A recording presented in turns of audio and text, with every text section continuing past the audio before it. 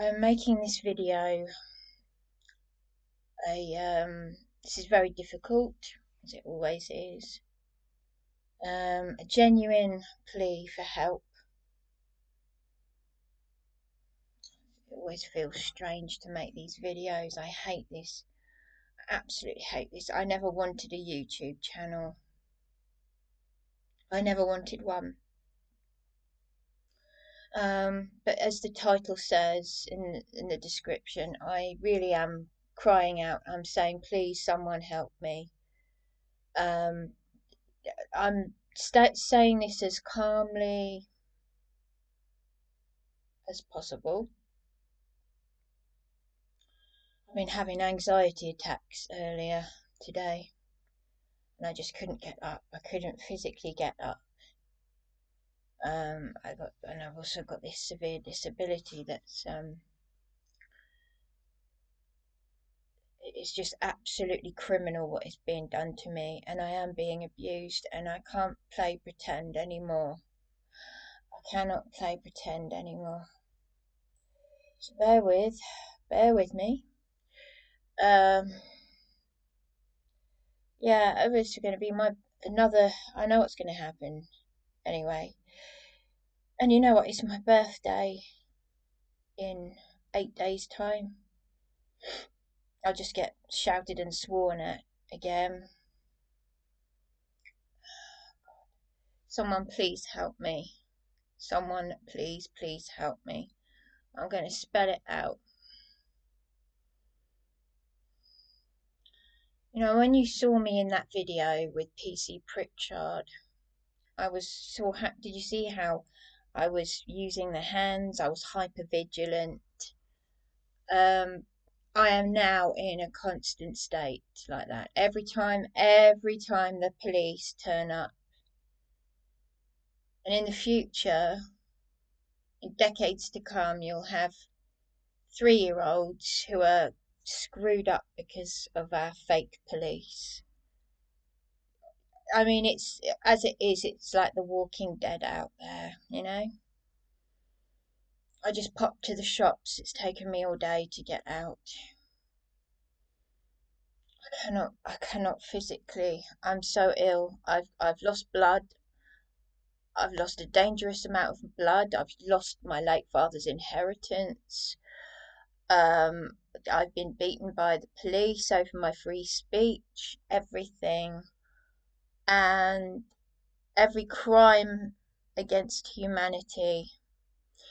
Oh, I also want to mention this video I saw of Roseanne Barr speaking to Tommy Robinson, because that's quite comforting. Oh God, I actually feel, I really do feel very, very, very ill. Please, I don't care what country you're in. Don't let them fob you off. Please contact my local MP. I will give you the number for my MP. That is how bad it is. Mr. BABARINDE said he was a victim of my YouTube channel, which has criminal evidence. I'd never met the man before. He ignored me when he was councillor. They ignored me when I put the chief financial officer on notice, Hamira Javadi, at our local council. I've got criminal evidence on my YouTube channel of me being attacked, blood on my door, criminals attacking me in council accommodation, someone watching live in America in the early hours and saying, I thought our cops were bad, your cops don't do anything. And then they go on to commit the most heinous crime against me when I've got a landlady in contempt of court, threatening to put me in prison if I leave a card and flowers for my sister because I won't call her a man. And that's why I'm being persecuted by my local government. And Mr. BABARINDE is playing victim. That's what narcissists do. And I'll come to my partner in a minute. Like I said, I can't play pretend anymore. Apparently, it was someone in America that reported that saw my bruises on YouTube, called the police in England, and my partner was arrested. But this religious abuse, this neglect, this swearing and shouting at me, the end goal, read the description of the last video that I made. The end goal is to disappear you, to get rid of you in any shape or form. It's a spiritual, this is spiritual, it's narcissistic, it's straight from the devil, using the Bible and his friends, his friend Charlie and his weird behaviour.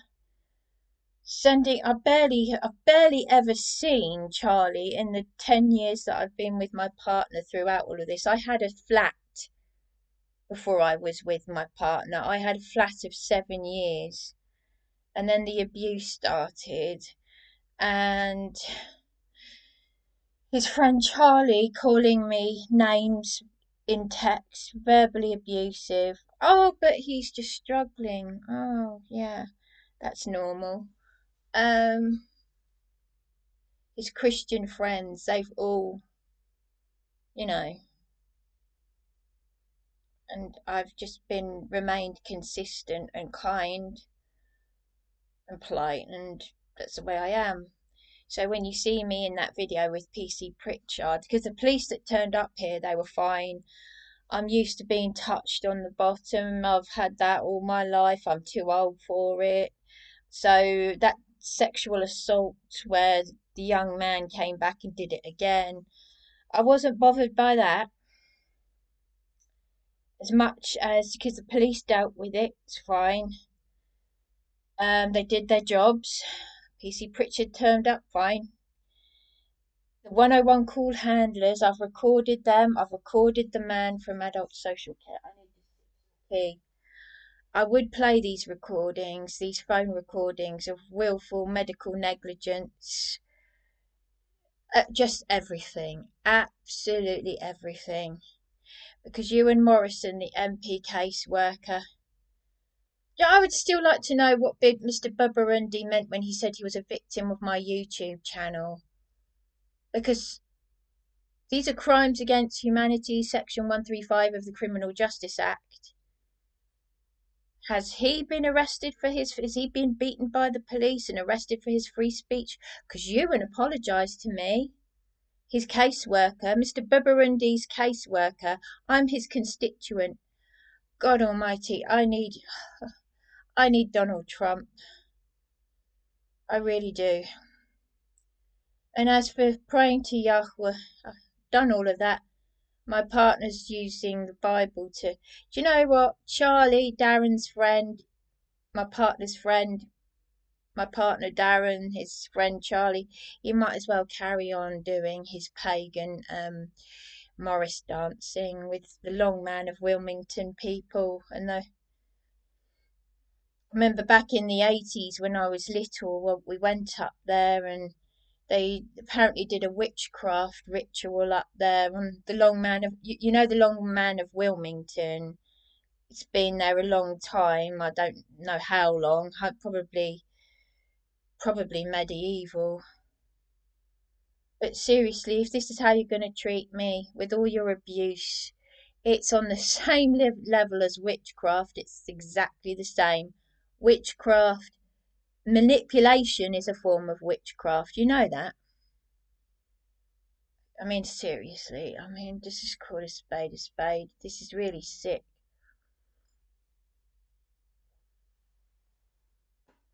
Do you know what? Religious abuse, using the Bible to abuse someone, swearing and shouting and emotionally abusing, taking everything from that person and using the Bible, it's just exactly the same as satanic ritual abuse. Exactly the same. And that's why it's so dangerous that it's enough to make an extremely vulnerable person like me give up on their faith altogether. It's the most evil thing that you can do to a human being is religious abuse. It's what cults do. And there's every kind of cult under the sun. There's so many rabbit holes. But I still pray to Yahweh, and I'm like, what's the point? Because it was Darren that brought me to the name of Yahweh, and then one of his hot Christian friends was shouting at. No, she wasn't shouting at me. Sorry. She said, "You brought Darren to the name of Yahweh. It was you that did that." It's like, you're all crazy. You're nuts. He was the one who told me. He walked in Yod Hey, War Hey. Before that, I had an ex-army Jehovah's Witness acquaintance friend, and saying Jehovah didn't feel right. He said, "Give it a go." Darren said, "No, no, no, that means Master of Mischief. The letter J didn't exist." And he's right.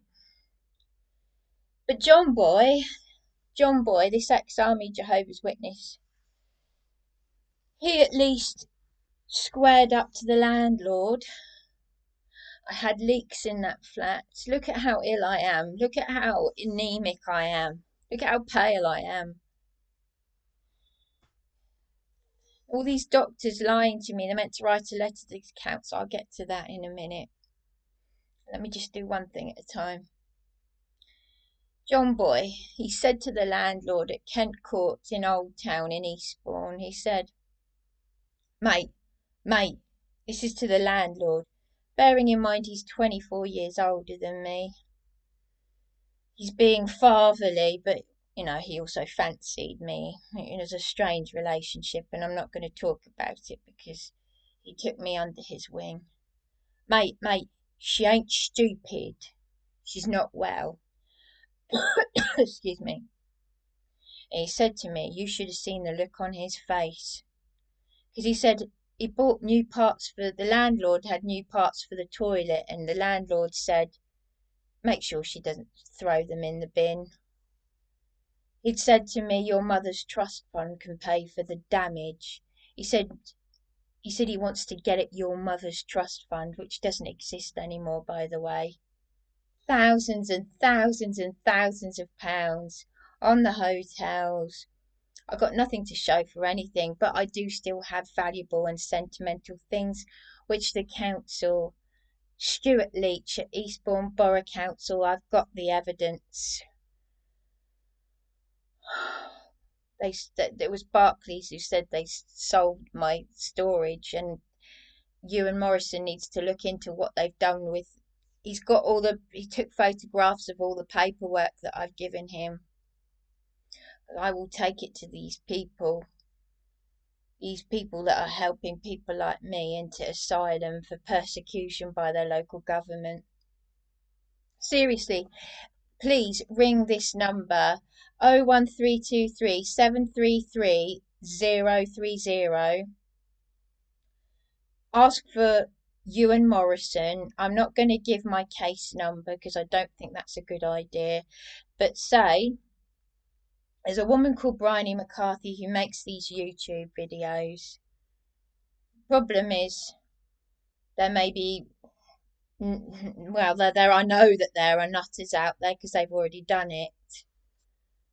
But it wasn't because I asked them to, but now that I am asking people to step in. Because Mr. Babarinde has never explained himself. It's a miracle that I am surviving. I say I'm surviving, I'm not. Because I'm very, very ill right now and I need a doctor. But they have illegally, I could sue the Lighthouse practice in Eastbourne. Dr. Caro threatening, please, please, please.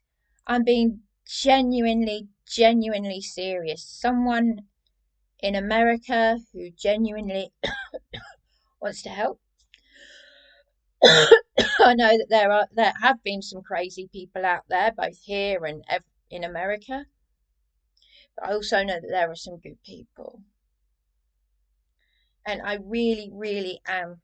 So that's, what's the dial number to get through to England from America? What's that number? and then you dial 01323733030 for my local MP. That's the Liberal Democrats.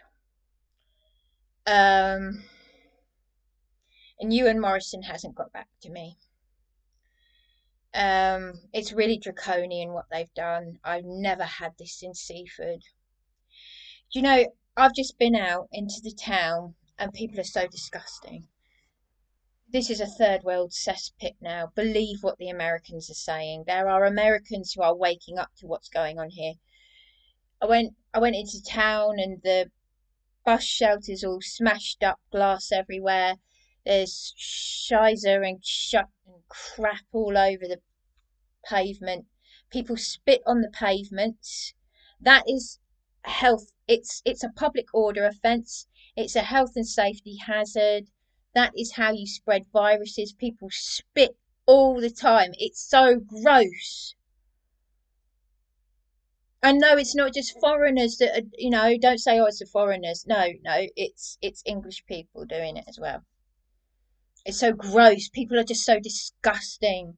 I can't stand it. I can't stand it. Now, go and tell Eastbourne Police Desk that is a public order offence. That is how you spread a virus. And it's gross. I mean, I don't even want to talk about it. It's that disgusting. That is a public order offence, you idiots down at Eastbourne Police Desk. You wet, mamby-pamby, nappy-wearing embarrassment to the rest of the world. You are an embarrassment. You think that a woman showing a bit of distress, crying. So in this country, we can't even show a little bit of distress. We can't cry. We can't get upset. If a parent has died, God forbid you lose your parent, Eastbourne Police, or anyone out there, and you live in Eastbourne, and you've got no one helping you, and you're locked out of your brand new flat, your supported flat scam on your father's died, and they lock you out in your nightwear. This is why Rupert Lowe said lunatics are running the asylums. The kind of people that they put in positions of care have got serious mental illnesses themselves. They are far more mentally ill than me, who is just someone who could get a child to help them with what they need help with. The night porter was sacked for turning up drunk for 25 years. Someone was raped there before they polished it into this SDR living turd. And as I said, Andy Camfield was on the local ITV news. He's in prison for 7 years for defrauding my sister's friend. And he was the Lansdowne hotel manager. And he said we get complaints about that place all the time. He saw me in my nightwear and he contacted head of police. Police are the ones who have done this to me. And I can't even go up to my world famous suicide spot now. I went up there. Was it before or after? It was after I was sexually assaulted in this hotel, because it's illegal for me to be in this situation. You do realise that they're not doing what District Judge Harper instructed. The law isn't working for me. An Indian taxi driver said, "How are you?" I just updated him. He said, "You're joking." He said the council should have housed you. This is a foreign guy. This is an Indian taxi driver. I said, no, they're not doing what the law has told them to do. I've lost blood. They're trying to get me to go to a doctor's surgery in another town, out of town, that I can't get to. I've lost blood. And it's illegal. They've illegally deregistered me. The GP from New Zealand, during airborne, he said, but there's supposed to be a procedure for this sort of thing. I said, yes. That's my mother's favourite country, New Zealand. After living in America and Canada, New Zealand was the place where she wanted to. She used to get Vicky in New Zealand to send her a calendar every year. And she got seasonal affective disorder. She didn't want to come back to this shitty country. But I don't actually want to. I've never actually wanted to leave England. I've never wanted to leave this miserable, depressing, cold, wet, overly expensive country until now. So things have got to be really, really bad for me to actually want to leave England. Yes. If I can't cry, if I can't, the beachy head chaplains, they tarted up their chaplaincy hut, made it, they've spent money on it, and oh, that's all well and good. Here's a cup of tea for you. And Tanya, the beachy head chaplain, that's my eldest sister's name, she was lovely, but I wasn't too sure about the male beachy head chaplain. No, they'd already approached me on Beachy Head. It was muddy. I was a little bit animated, but I was distressed. But I came in, had a cup of tea. And I know it's always going to be a bloody waste of time. Now, this is our world famous suicide spot. I've been going to Beachy Head. I still haven't found out how my father died, by the way, but on Facebook, I've shared his photographs of me and my sister that he took in the 1980s on Beachy Head. I used to go into the Beachy Head pub on the odd occasion with Mum and my middle sister. So how have we gone from me being sexually assaulted as a rape victim in a hotel I shouldn't be in? I should be housed by the council. The law, I've got two corrupt lawyers.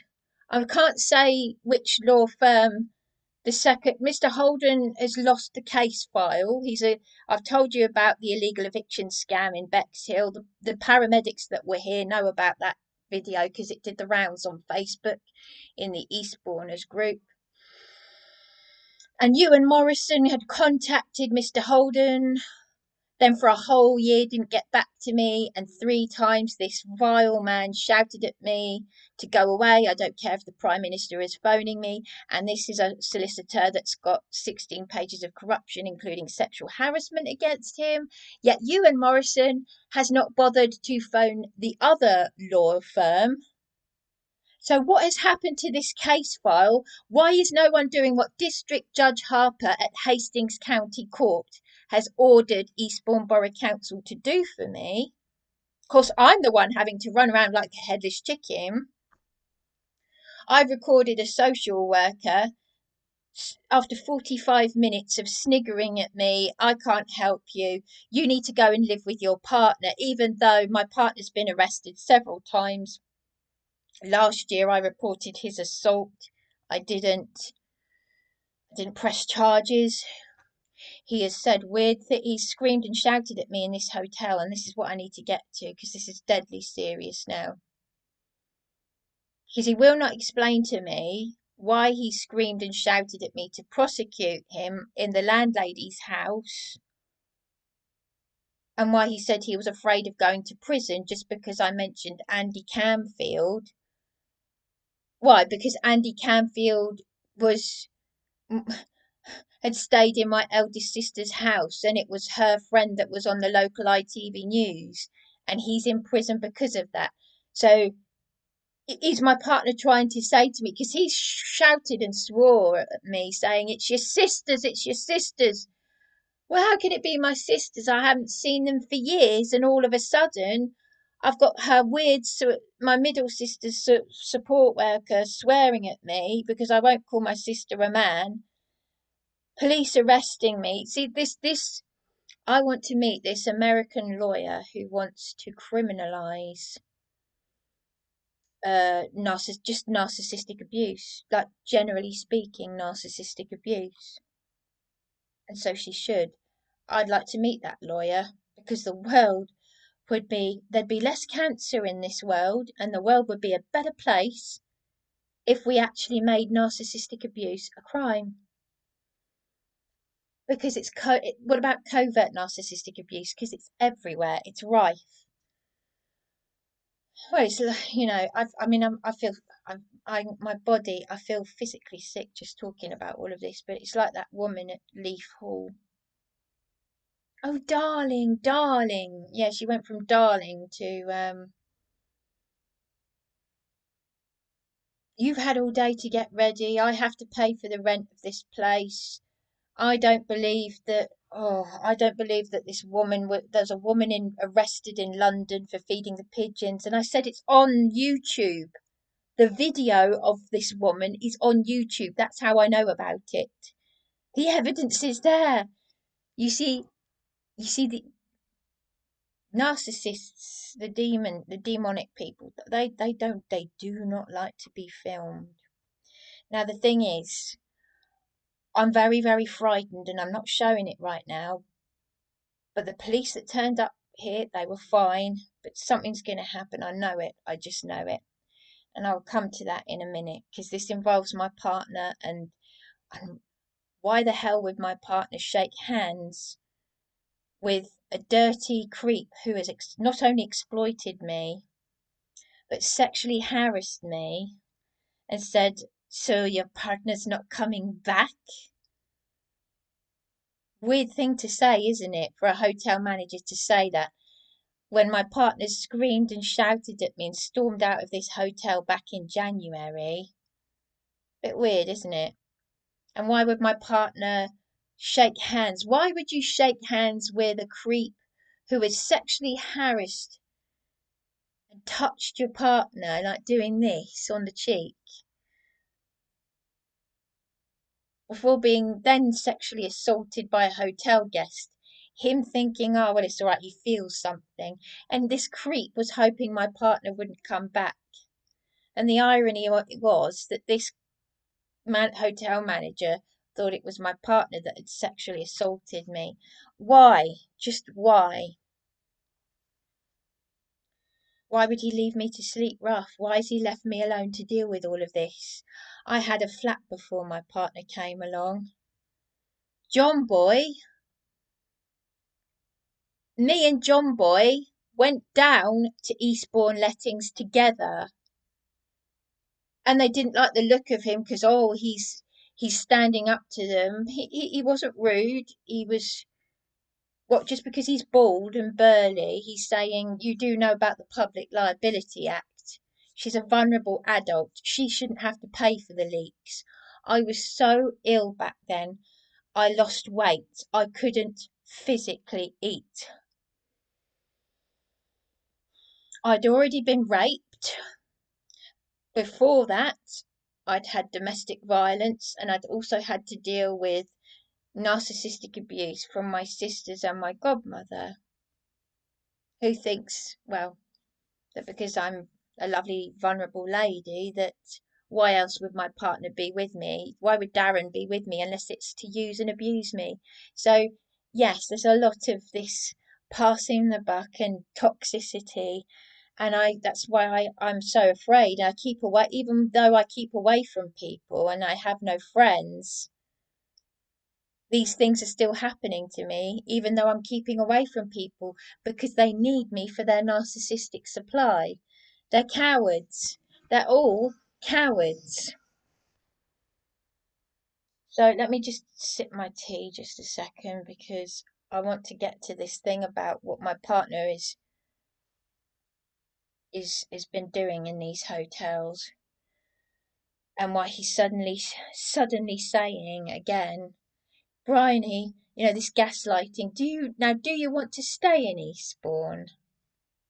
When he already knows that's exactly what I'm trying to do, but he's trying to get me out of here.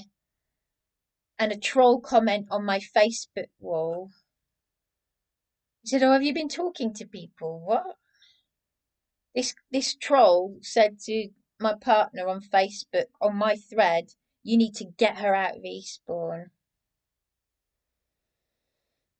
Haven't you already tried to do that? Because Helen Hipperson in New Haven, she when you'd moved my things out of the SDR living flat on news my father had died, and I still don't know how my father died.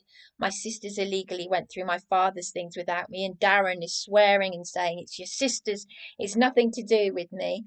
Well, I was moved to uh this all they're all in bed together. It's true what they say. The legal ombudsman review on Trustpilot, and I'm also quoting Roseanne Barr, they're all in bed together. Um, we're talking about Law Stop, the council, they're all in cahoots, right? Get her out of Eastbourne, put her in New Haven at 4 South Road in New Haven, which is my childhood best friend's house before I knew her, and before she moved to Bishopstone. And Darren was crying down the phone, really, really crying, saying he missed me. And the only time that the council paid for anything, and I really do mean this, was one night in a travel lodge. This is how much these bastards take the piss. And this is all going to fall on their shoulders. Out in the sticks in Hellingly, yes, out in the countryside. So I'm moving. This is why I've lost blood due to stress. They're literally killing me. I've been in all the Eastbourne hotels, well, practically all of them, and then Brighton, and then back to New Haven, and this involved Law Stop. And then they bullied me out of the. I got a threat. Jamie and Jackie, who know me from primary school in Seaford, said the council have told us that if you don't leave, we're going to have to call the police, which again is illegal. You don't do that to someone in emergency accommodation when they're on severe disability. I'm on severe disability. I've lost blood. I could sue the doctor's surgeries for willful medical negligence. You can't. I mean, the GP from New Zealand could see what a GP from another country in New Zealand can see that what the local GP practices have done to me here is illegal. They have not followed procedure. You have to wait a whole year before deregistering someone, and you have to have a good reason to do it. Not when Dr. Woolhouse and all these other doctors to threaten me and an elderly man who's now in a home because he's so ill. Terry is in a home now. This is like when Juliet Rawson died of cancer, and I've still got her email to Caroline Ansell, the former local MP. She's dead now. She witnessed me being attacked at 12 Belmore Road. I've got that email. One of my assailants was mentioned in the national news. The BBC mentioned it. You can look it up. I recorded this vile creature that was mentioned in the BBC News. I've got evidence of her attacking me at Belmore Road with her cocaine-taking mother. They were mugging the elderly.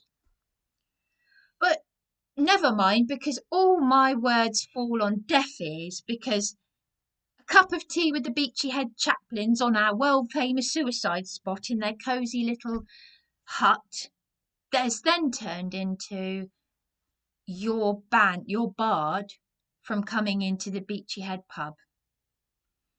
So I'm not even allowed to sit in there in a corner with a drink, quietly crying. No, it's a crime. It's a crime for me to cry about my father. So I can't even cry about my father. I can't cry about my father. When they locked me out of my flat on news my father died, we used to go, there's a picture of me as a little girl on the edge of Beachy Head. You can go on my Facebook wall and you can find that photograph because I shared it from my father's wall. I hadn't seen him since my 12th birthday. I paid the Salvation Army to find him. I watched the documentary about Jeremy Kyle and how people took their own lives on that show. It was mostly for working class people, but let me tell you something. I was that desperate before. This was long before Darren came into my life. I was struggling on my own. I got a kidney infection. I'd been raped. I couldn't physically eat. I'd lost my mother. I I had domestic violence by a creep who came to my mother's funeral and then turned on me. I had all of that happen to me until the ex-army Jehovah's Witness came along and he squared up to that landlord. Then my partner comes along and what? Hang on a minute. He's taken a caring role for me, and the landlord's weird, demented, violent partner comes screaming up the stairs, screaming at me to get out of the flat. A police officer that I actually complimented, who's gone on to do nasty things to me. The only police officer that I've ever actually rung up 101 to say how lovely he was, has gone on to do some nasty things to me. Yeah, PC Mark Bittler. You see, you can't trust any of them. Right? You can't trust any of them. You literally, if you can't even feed pigeons in London, that woman that was arrested for doing that, if you can't, the thought police silently praying outside an abortion clinic. Well, that's why I need this woman that is helping people like me who won't call their sister a man. Oh, we'll go after her. 5 days after I reported a threat of a punch in the face. So even when I've recorded evidence of my life in danger, of a common assault, a threat of violence is a common assault. Just the threat of violence is common assault.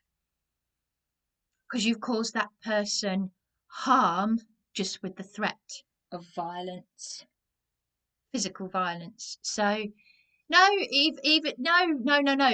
Because the thing is, that person that did that to me, that vile degenerate, was on a tag. So therefore, she's protected by the police. Families are being put, parents, grandparents are being put in prison just for having opinions. We're not safe in the UK. And I can't do this on my own. I'm actually genuinely frightened. I can't fight for my human rights. So they want me to go. I didn't want to say what it was in my last video, but they, against my will, without my consent, have registered me at another doctor's practice out of town in Hailsham, not Eastbourne, in Hailsham. I've actually re-registered at a doctor's surgery that messed me around, a dentist surgery that messed me around when I self-funded the Cavendish Hotel for 9 months just for my safety when I was attacked at 12 Belmore Road, right? And they made appointments, then they cancelled them, then they said, oh, the dentist has left his job, and then they said, and then when I couldn't make it to an appointment because I was so frazzled from the legal ombudsman, the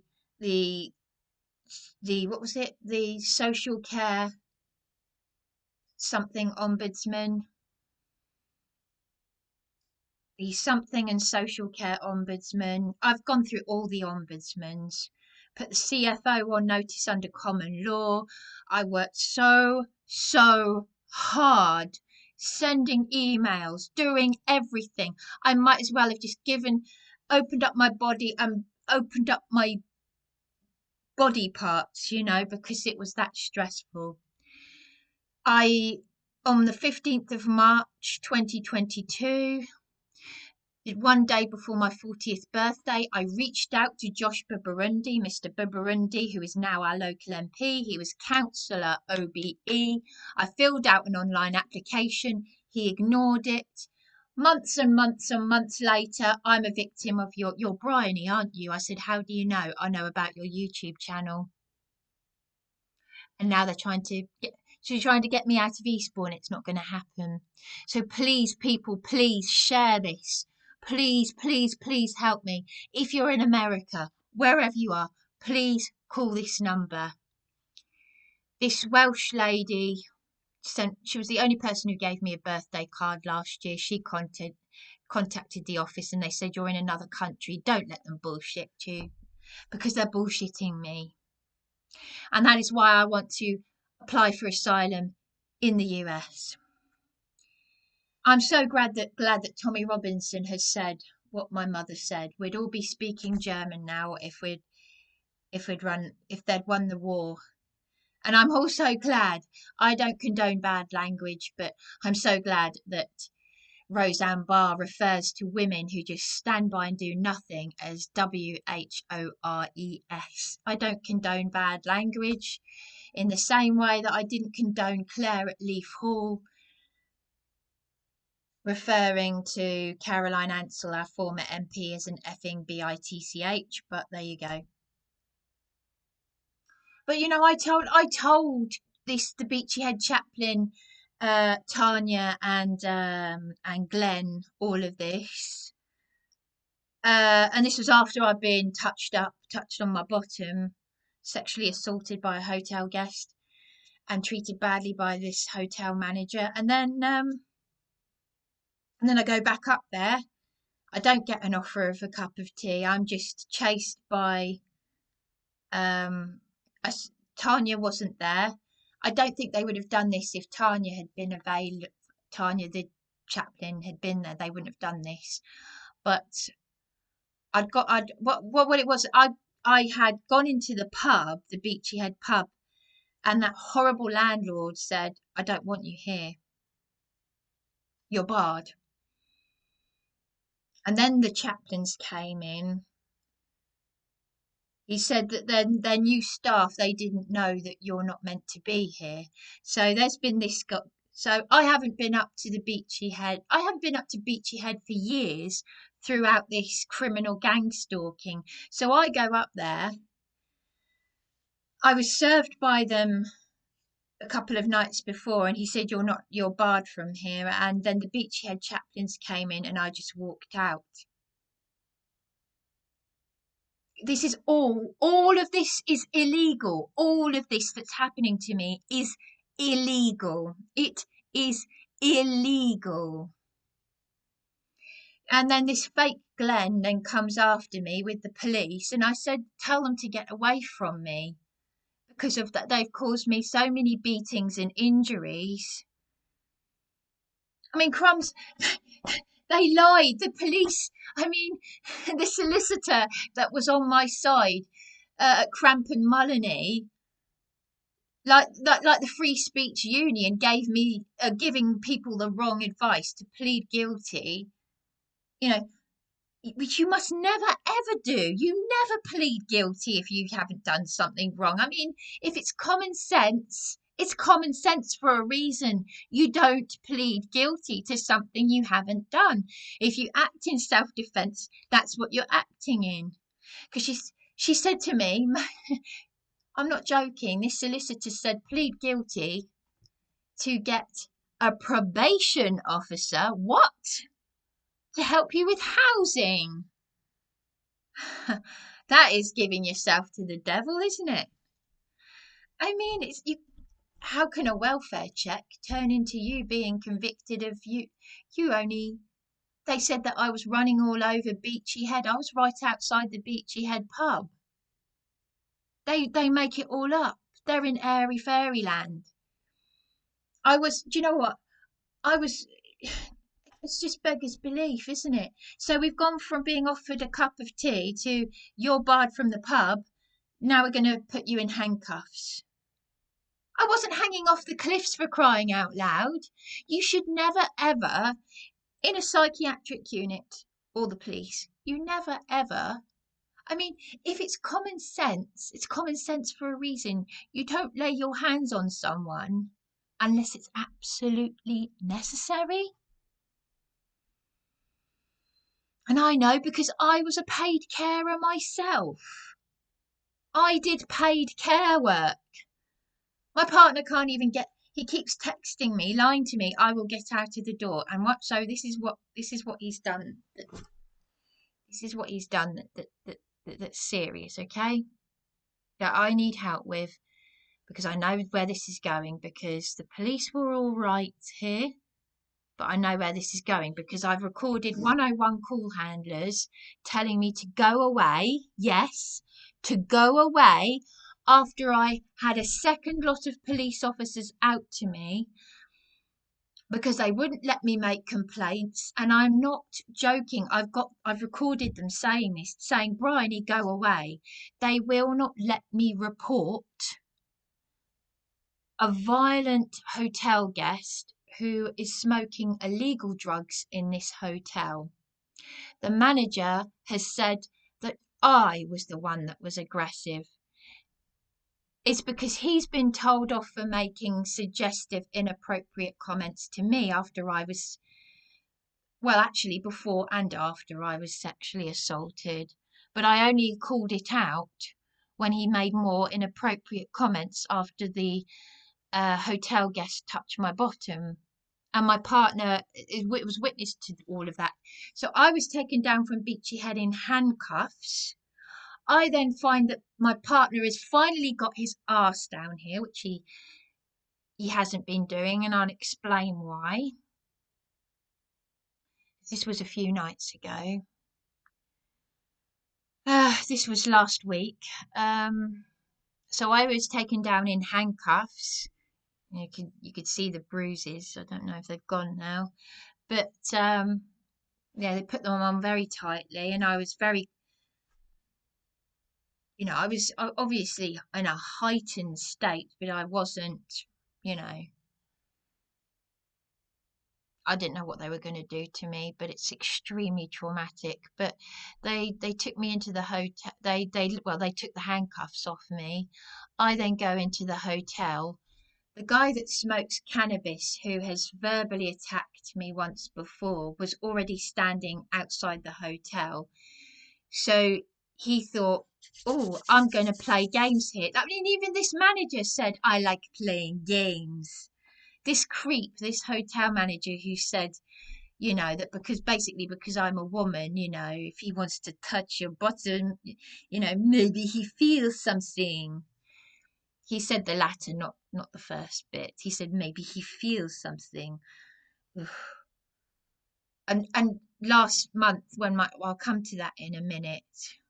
I'll need to get the vomit bucket ready to tell you what happened in January. Because this is what I'm talking, because it involves my partner's manipulation, abuse, because he's not, and I've given him every opportunity.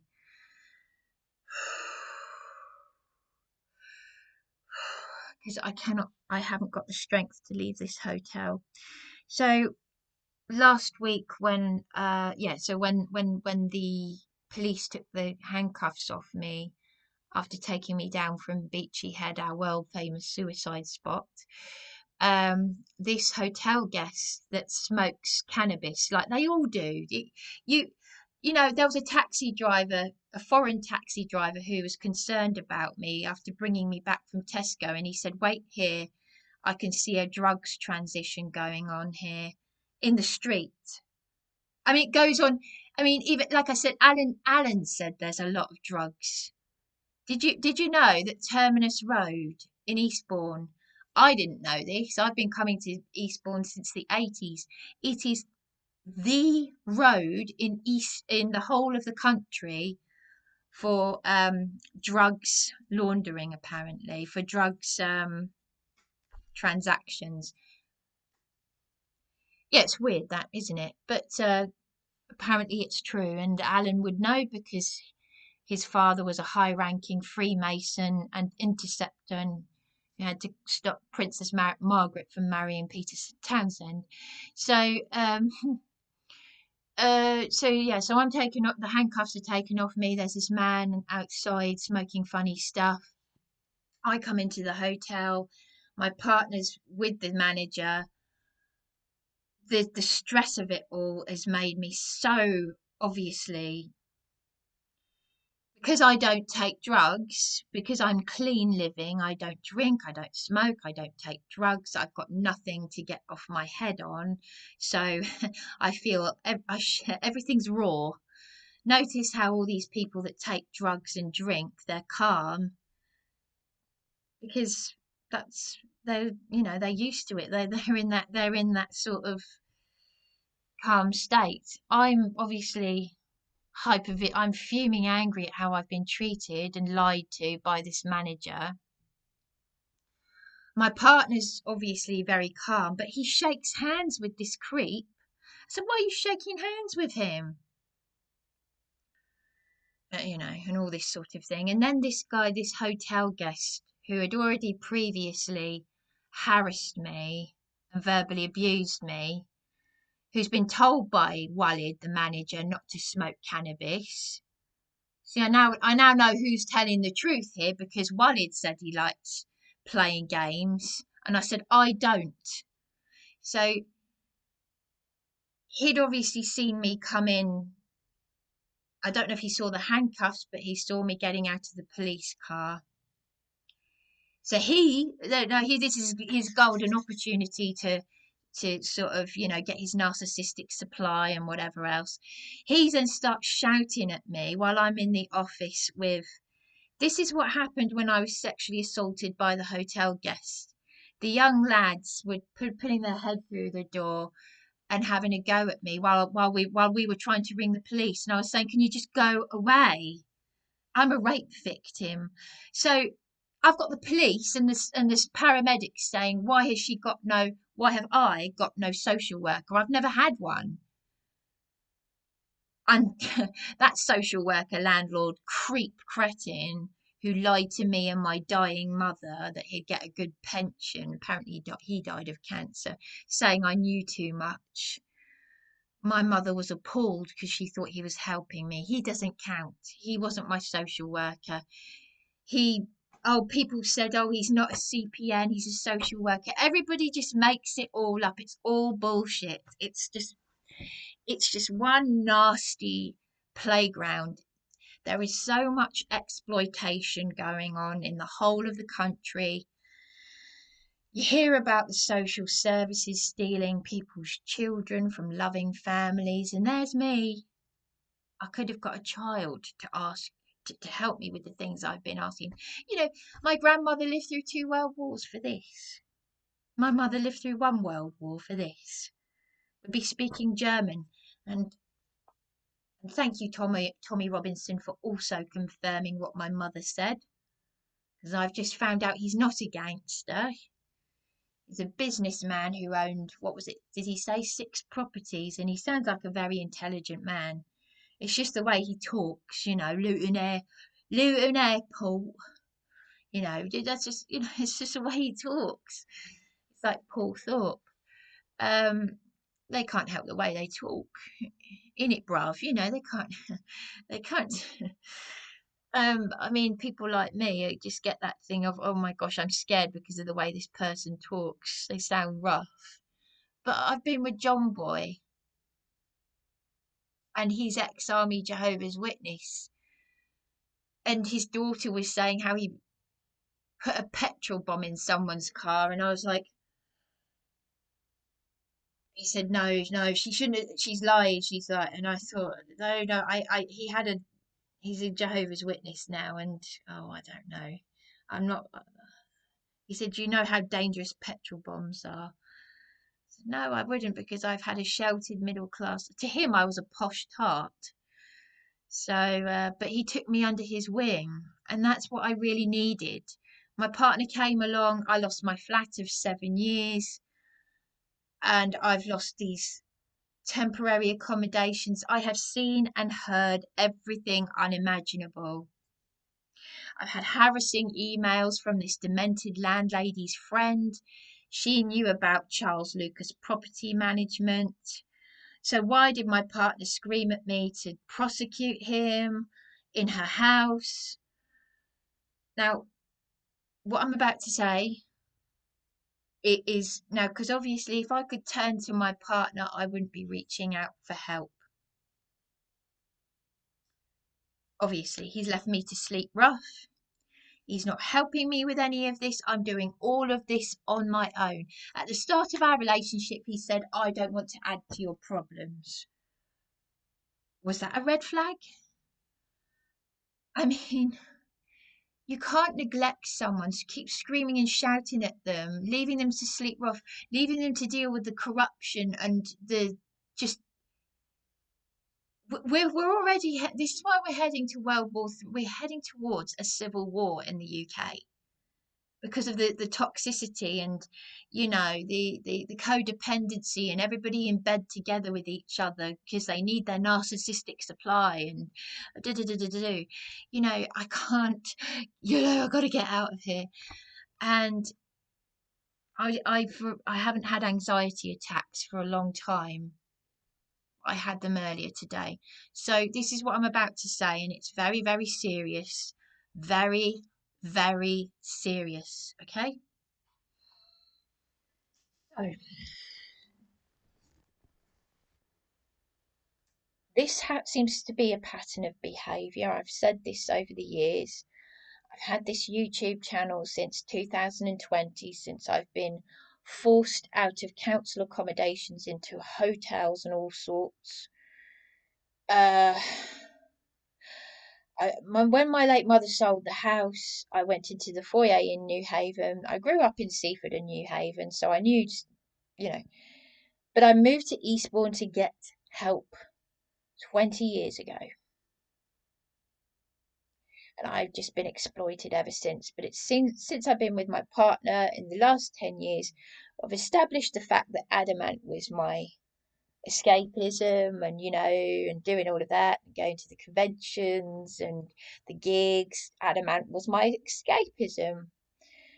And then you either grow out of it or you go into old age, and there are people that do go into old age with this stuff, this idolatry. But adamant Darren saved me from all of that because I'd already had my great awakening, and he brought me to the name of Yahweh and all of that. I lost my flat of 7 years. I'd been struggling in that flat, but crying out to all the local support services. Adult social care were the ones who got me into that flat via a company that went into a liquidation that helps social tenants into. Oh, by the way, there was something I wanted to say earlier. Someone from many years ago, before I got the Salvation Army to find my father in 2014 or 15, around 2012 or around that time, 2012 or 13, I had contacted the Jeremy Kyle show about finding my father. Thank goodness I didn't, because I've already seen the documentary about, how people took their own lives because of the abuse from Jeremy Kyle and the producers. Can you imagine how awful that would be for someone like me who's was not suicidal until it was triggered with my partner, and I only took one overdose when my mother died, sorry, and then can you imagine if I'd gone that on that show and said to my father, Daddy, mum said that she was going to bash your head in with a rolling pin because you tried to kill her, but she said I would have been traumatized for life because I was a baby. She would have gone to prison and I would have gone into care. Why were you violent to Tanya, who was then violent to me? This was probably before my sister, now of course became my brother. Can you imagine if I'd gone on the Jeremy Kyle show? But yeah, I got this text message from a Tom. Hi, Bryony, this is Tom from the Jeremy Kyle show. You want to find your dad? Can you imagine? Can you imagine? I would have been one of those people. So this man who has exposed, I've just watched a YouTube channel by someone who used to work on the Jeremy Kyle show, and to be honest with you, it is that typical mind control, Masonic sort of good cop, bad cop, institutionalized thing of, you know, it, the, what do they call it? The black and the white, the disassociate, the, I can't think of the word. Um, just evil, just evil, just evil. It's just evil.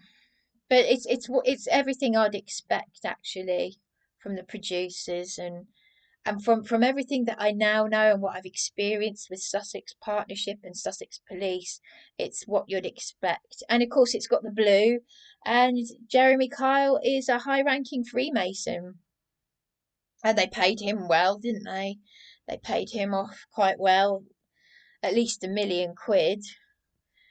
These people have lost their lives. They've got broken homes and families, but we'll protect you. Every time you see something written in blue, like the NHS, police, the blue, they like the colour blue, don't they? Blue and orange are their favourite colours. But anyway, and of course, black and white and red. I'll tell you what, there's a lot of black and white and red when I was watching Ashes to Ashes. You noticed the disassociation floor and the ceiling, black and white, checker, Masonic, and loads of red and black. They love all of that. It's all very satanic, Masonic. So I've gone off on one. So I'm trying to be serious here. It's very difficult, this. But when my partner was here in January, because I keep saying to him, why did you scream at me to prosecute you in the landlady's house? I try and keep everything nice. We watch stuff and, do whatever couples do, watching stuff and whatever. And I said, but why? I said, nothing makes sense. Why did you scream at me to prosecute you in the landlady's house? And why did you say at 14 Rylestone Road that you are afraid of going to prison? Why would you say these things? And this was just literally days before the police arrested me, 5 days after I reported that weird, vile woman. They're all vile in these places. They're nasty degenerates who threatened to punch me in the face. She'd stuck all these notes all over the washing machine as if she owned the place. And then they got all these police officers. They're making it all up. I was sexually assaulted in front of Darren. They exposed my breasts. I'm a rape victim. PC Mufali and PC Howard May EB334. The latter pervert had already previously attended the property at where was that house share that the landlady locked me out of? I've forgotten the name of the road now, but I've forgotten the name of the road. But he had already turned up when the school teacher had assaulted me. They were harassing me in that house.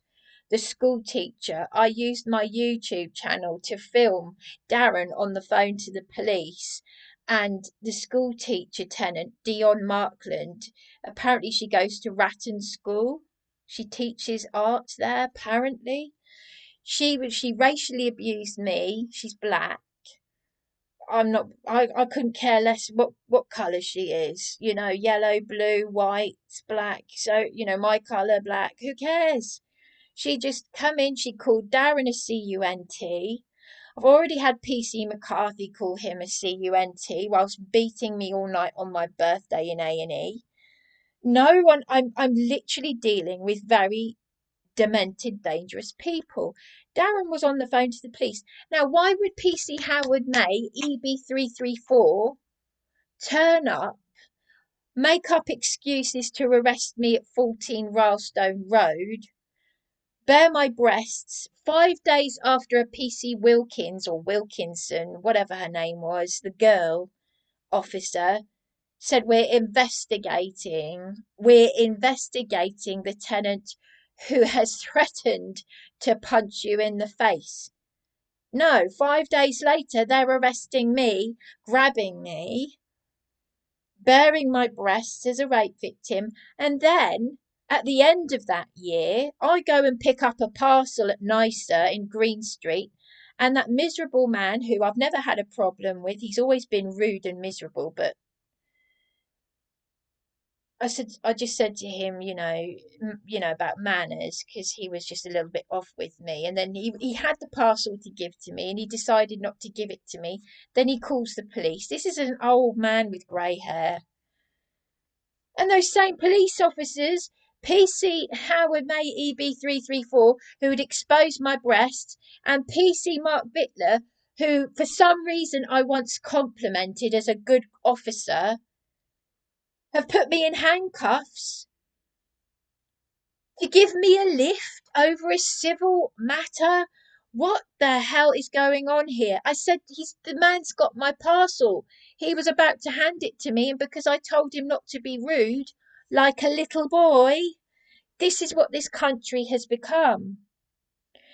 And it was thanks to Alison Hocking and Jeff Mealing, who both commented on that video where I was so traumatized, saying I've just been handcuffed and assaulted at Nicer in Green Street over a parcel. I've got to go back there. I actually had to ring 101 to report it as theft. Yes, they did give me that item in the end. And you know what it is? It's my backpack. It's my bag. I needed a new bag, a handbag, a little bag to put over my back. I'd ordered it from eBay. And I had to report it as theft. And they put me in handcuffs, and I thought, what are they going to do with me? We're giving you a lift. I mean, these people are psychotic. I cannot operate in a society like this. And now they're telling me they've registered me at a doctor's practice out of town. I've lost blood. I'm on a special patient care bollocks, that I cannot go into a doctor's surgery without a security guard. I've been injured by these psychopaths. I tell you what, my grandma would be 125. My mother would be 88. My mother was crying for me before she died. Can you imagine what my grandmother would say? I used to hold on to my grandma when my middle sister was physically and emotionally abusing me as a little girl, because she's a bit older than me. Bronya, leave her alone. And I nearly pulled my grandma out of the armchair. She had ulcerated legs. Can you imagine my grandma living through 2 world wars so that I could be threatened by a desk sergeant that if I leave a card and flowers for my sister, I'll go to prison because I won't call her a man. That is why I need to seek asylum in the US, because my partner, I know what he's playing at. Because he stormed out of this hotel back in January. Well, I never storm out. No, of course you don't. I just imagined it, didn't I? It doesn't happen all the bloody time. When he can't handle what I'm saying to him, he has to storm out. He wasn't like this at the start, because I had a flat. Oh, he said he wanted to marry me and have a child with me. This was a decade ago. He's 13 years older than me. And now he's now saying, well, I just wanted to find out what it was like to have a relationship. Well, I tell you what, Darren, you think this is you just wanted to be with me to find out what a relationship was like. Well, it's not a relationship then, is it? This is not. You think it's normal for a boyfriend to allow a girlfriend to sleep rough? Because people have been horrified when I've told them. Because, you tell me that you've told people that you added to my problems. And then when I tell them this, they're like, "You never told me that." You see the colour drain from their face when I tell them what you've done. A man of Yahweh doesn't do this, does he? So yes, it's very serious. So, because I'm not allowed to say the word fart to my partner, Darren. And yet fart was a word that my mother used. And he says that despite the fact that he's just back in January when I was on in room 1110, he shouted and he used the F word, which he has done on the odd occasion when he gets so riled up. And even I don't. I mean, I don't do that. But and he stormed out of here. And what I thought, this is the crux of it. What I thought was very strange was the fact that he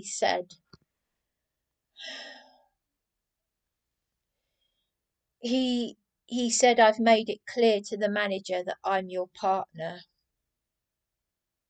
And this was just prior to the manager making inappropriate comments about sex to me back in January, before I was sexually assaulted on this floor. What happened was my partner Darren had stormed out of here. Obviously, he's gone and said something, as he often does in all the hotels. He says something or other. I made it clear that I'm your partner, and then I don't see him for weeks on end again. Sometimes it's months. He just keeps sending me these stupid text messages where he says, "I'm sorry I haven't made it out. I'm not well. I'm struggling. I'm doing my washing. I'll try again tomorrow. Try again tomorrow. Try. I'll ring you tomorrow. I'll ring you tomorrow. I'll ring you tomorrow." And he never does. That this is all it's all emotional abuse, but I'm used to it. And then telling me to pray to Abba Yahweh using Bible, you know, using the scripture to encourage me, and all that. Like, seriously, I've never known anything like this.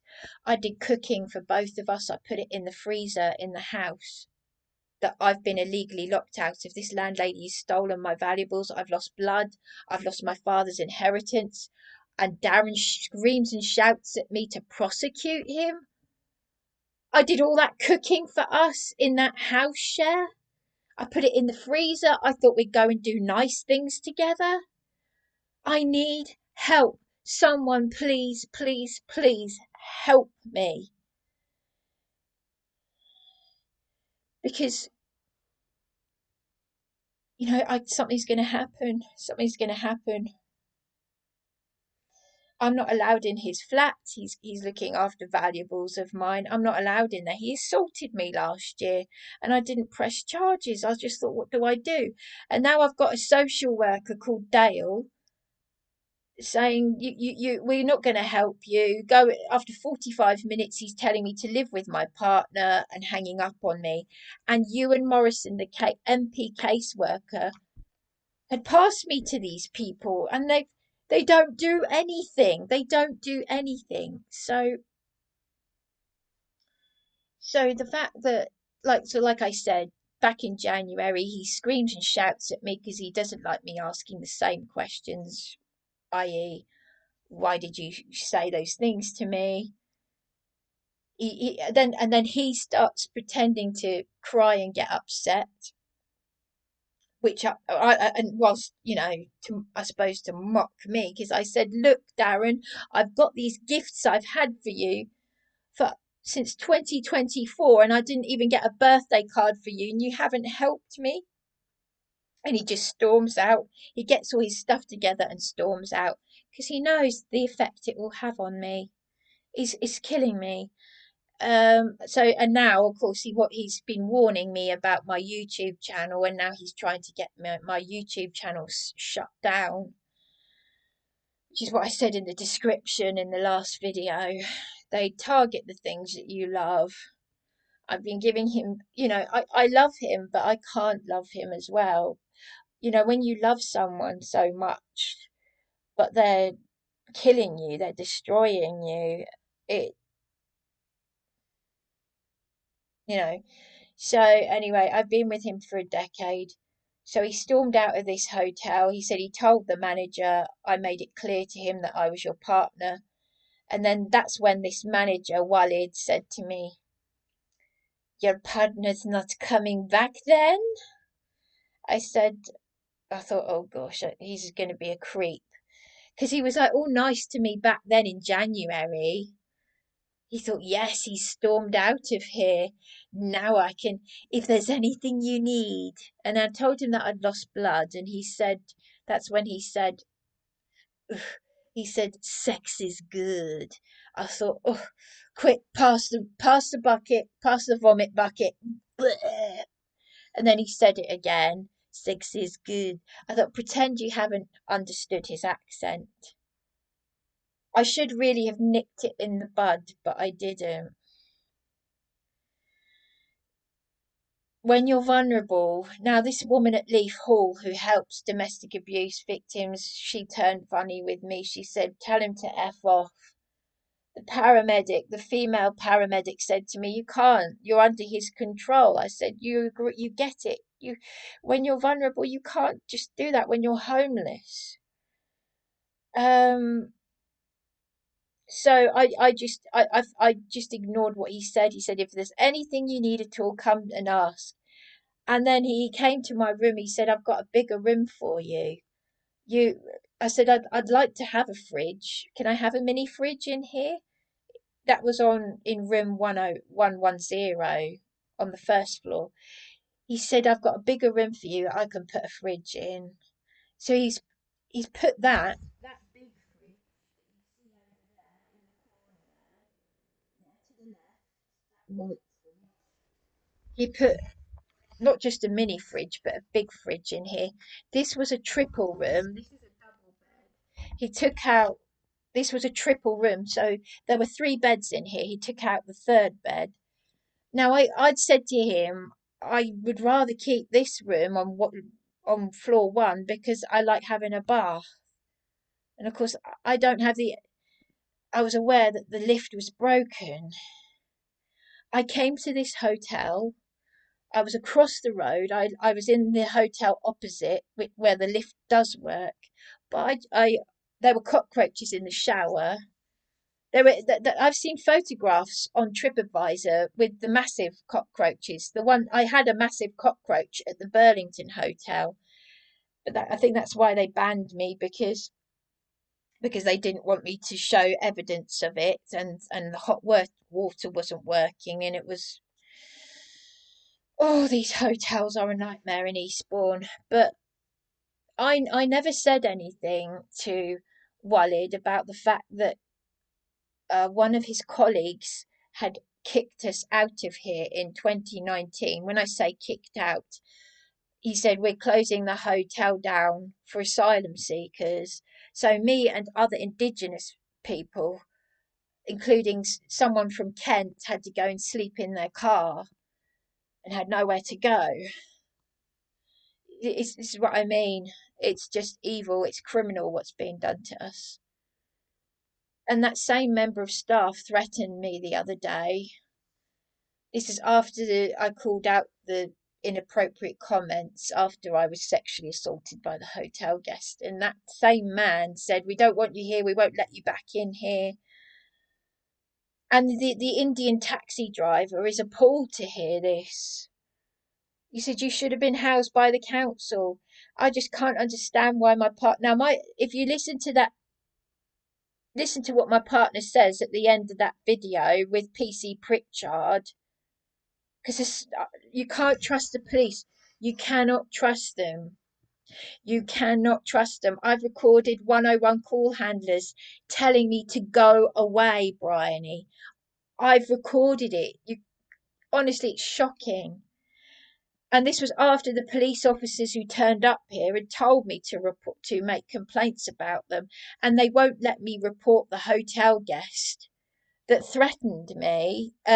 Not threatened, sorry, but screamed and shouted at me, and when I was in the office with Darren and Walid, They weren't telling him to shut up and go away. So I slammed the office door shut with me, Darren, and this hotel manager in there. And now the hotel manager is saying, I just I don't trust the police because that PC Pritchard seemed okay, but I think I've seen him before. You can't trust any of them. He was okay, but I've got a feeling I've seen him before. He said this is a civil matter because legally I should not. This is criminal. I shouldn't be in this position anyway. The Indian taxi driver's on my side, but I can't cope with all of this. I'm so frightened. Um, People, spitting everywhere all over the pavements. The police don't do anything about real public order offences, but you can't even show distress. You can't be, this is George Orwell's. This is hell on earth. This is absolutely hell on earth. And yes, Roseanne Barr is right. The women are whores.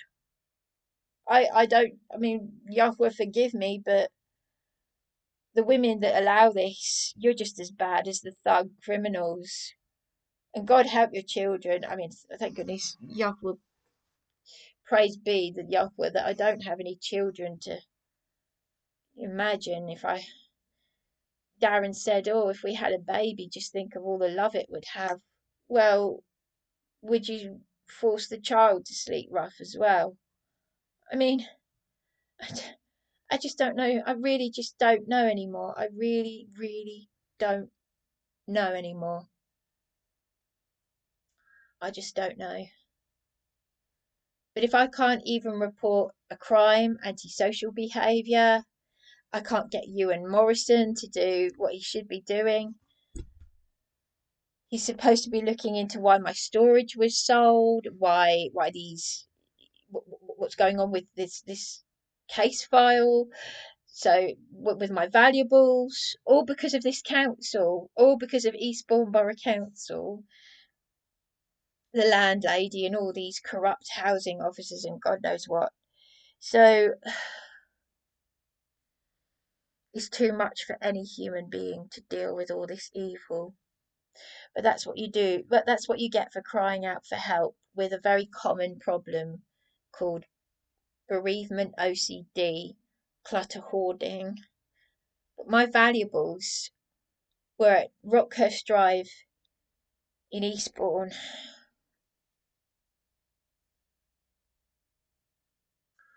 And Barclays said they sold my storage. This is something that EUAN Morrison is supposed to be looking into. I cannot physically move out of this hotel. They want me out of here on the 11th in 2 days' time, and I cannot physically look at all of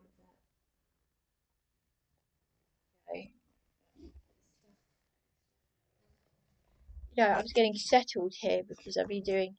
He said, "Did you want to pay weekly or monthly?" But yes, this manager was hoping my partner wouldn't come back to me. He's gone from saying, if there's anything you need, let me know, doing this to my cheek.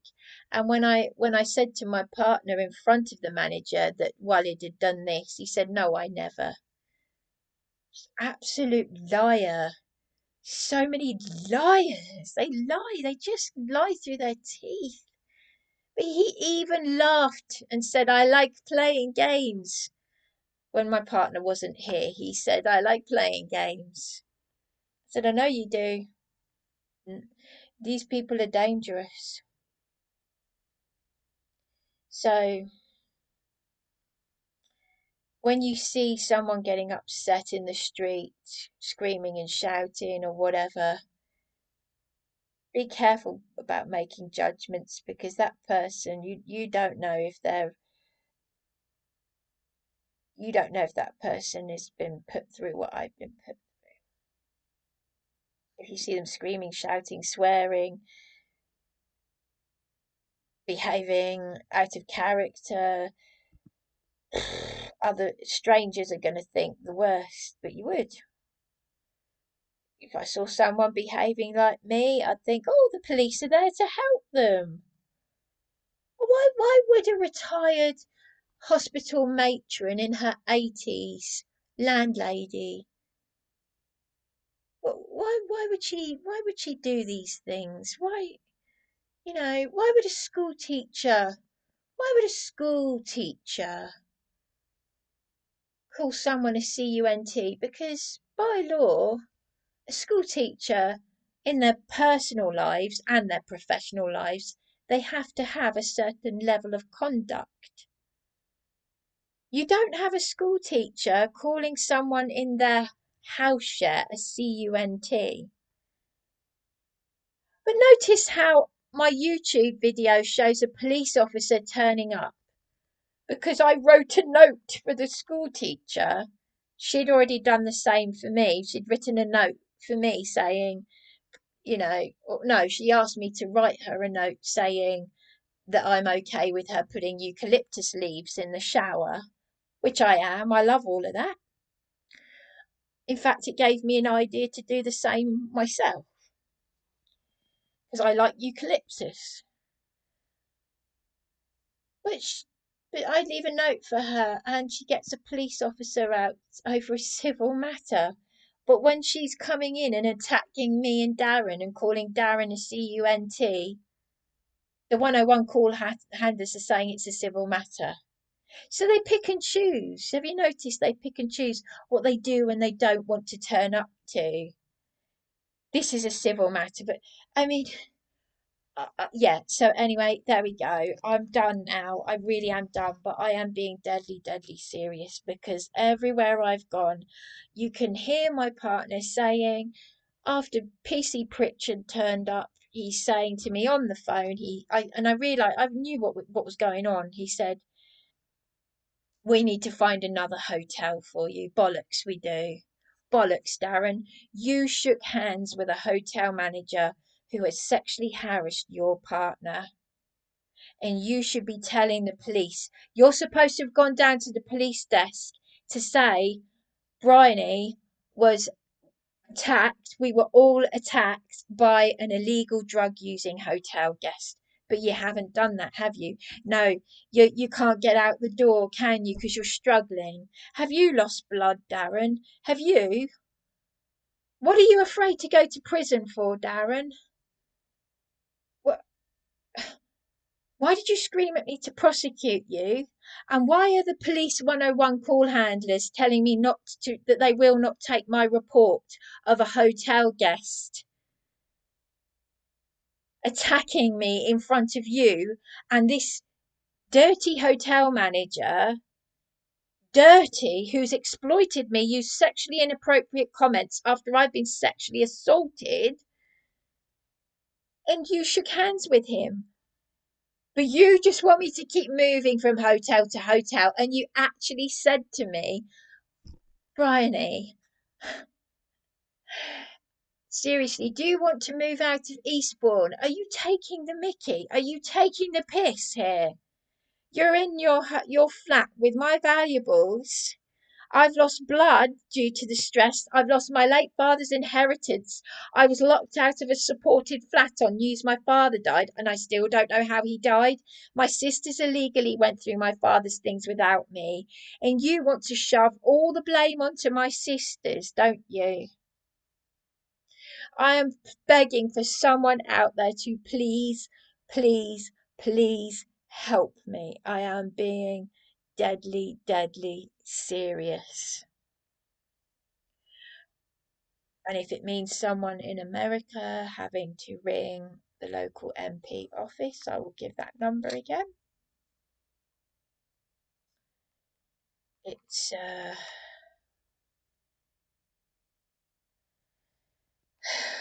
what's the MP office number?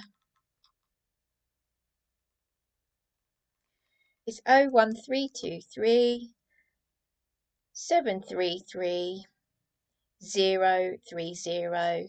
That's 01323 733 030. And that's for Mr. Babarinde, Josh Babarinde. Ask for EUAN Morrison, his caseworker.